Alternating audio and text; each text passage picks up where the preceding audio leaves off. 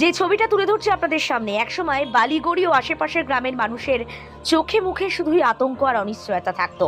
স্কুলের ছোট্ট শিশু থেকে শুরু করে বৃদ্ধ, প্রত্যেকের জন্য ভগ্নপ্রায় কাঠের পোল ছিল প্রতিদিনের ঝুঁকি। বর্ষায় তা হয়ে উঠত মৃত্যু ফাঁদ। মানুষ পথ অতিক্রম করতে রীতিমতো ভয় পেতেন, প্রার্থনা করতেন আজ যেন কোনো দুর্ঘটনা না হয়।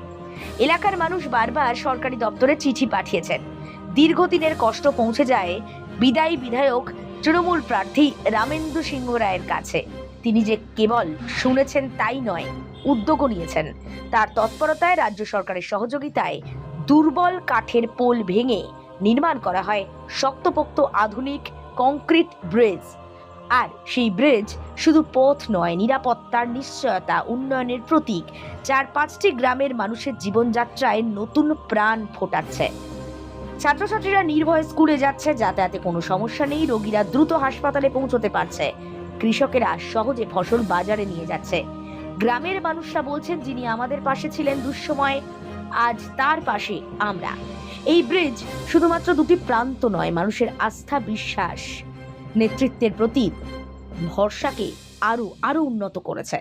তাই আসন্ন নির্বাচনে 4-5টি গ্রামের দৃঢ় সংকল্প রামেন্দু সিংহ রায়ের পাশে থাকা।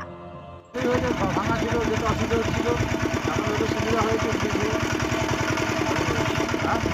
সুবিধা রোড তো সবার সুবিধা হয়েছে, রুগী যাওয়ার ভালোই হয়েছে, আরও ভালো জন্য সবারই ভালো হয়েছে, সবারই উপকার হয়েছে। যাওয়া আসার দিক দিয়ে সব দিক দিয়ে উপকার। মানুষের চলাচলের পথটা বন্ধ হয়ে গেল, আজকে সেই পথটা চালু হয়েছে, সবসময় ভালো লাগলো। এখানেই হতো হাসপাতালে যেতে অসুবিধা হতো, বা রুগী নিয়ে যেতে খুবই অসুবিধা হতো, 12 নম্বর রোডতে যেতে হতো ঘুরে ঘুরে, ওখান থেকেও অসুবিধা হতো। তার জন্য এটা হয়ে যাওয়ার জন্য খুবই ভালো লাগলো।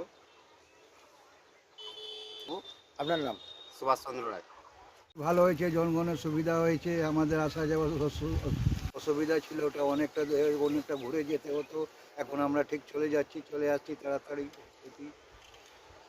এখান থেকে হ্যাঁ, ডেলি আমি একজন গ্যাসে কাজ করি তো, এখানে ডেলি আসা যাওয়া। আমার নাম সতীশ।